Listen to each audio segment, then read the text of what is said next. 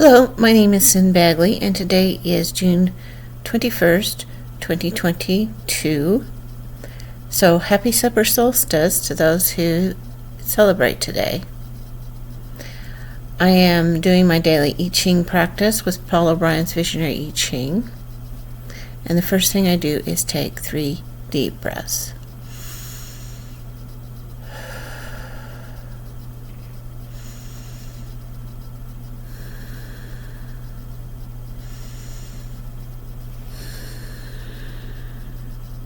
Now I cast the coins 6 times. 1, 2, 3, 4, 5, and 6. The first hexagram is Gathering Together, number 45. And this is a changing line, so we will just read one.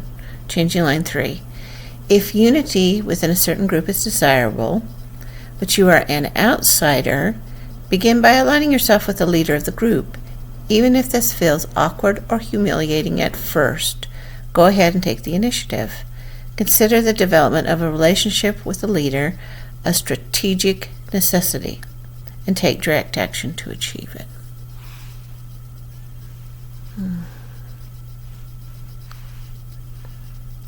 The second hexagram is 31, Mutual Attraction.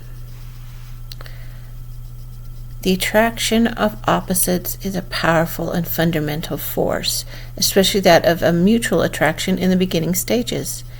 In response to the magnetic attraction between two people, the masculine principle, the creative and outgoing, seizes the initiative and then submits to the feminine, the receptive and nourishing. When the assertive is able to defer to the receptive, and when the receptive accepts responsibility and exercises its quiet leadership, an electric, profitable union is the result. This brings good fortune, for all success depends upon the effects of mutual attraction in some form or another. Consistency is important in matters of mutual attraction, for this is what separates courtship from mere seduction. If you are an initiator by nature, it is good to make the first move, but you must remain sensitive and highly principled to avoid the temptation to be at all manipulative.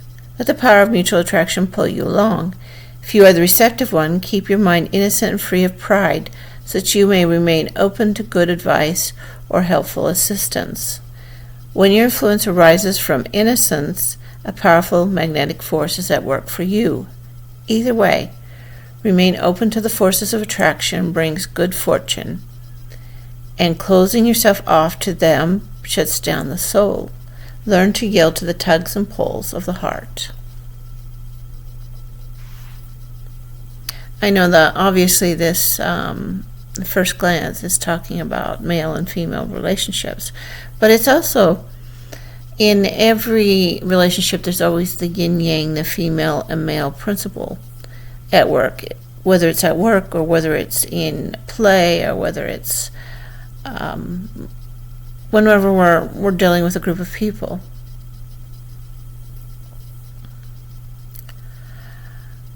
In many ways, this is probably one of the harder lessons for me, is to realize that I think of it more in magnetism, how magnets attract or repel each other. When I was very young, I had this situation where I met this woman's, well, we were just girls at the time, probably about, I think 11, 12 years old. Our eyes met across a room, and I knew that girl was going to have an effect on my life. And yes, she had a great effect on my life. It was a very negative effect, but it was a great effect. And I heard many years later that this particular girl liked to pick on one person and just give them hell the entire year. And yeah, that's what it was for me. But there's also sometimes this type of attraction means that you're meeting someone who is you can support, or they can support you. And I think that's what they were talking about with the receptive is actually more powerful in many ways than the assertive. We live in a world where we don't think the feminine is that powerful, so we have women running around trying to be more masculine. And that isn't true. It's never been true. Women have a lot of power. It's just very different, and it looks a lot different than the men's power. So anyway, as you go about your day, realize that each of your relationship is a back and forth, a tug and pull. And have a great day.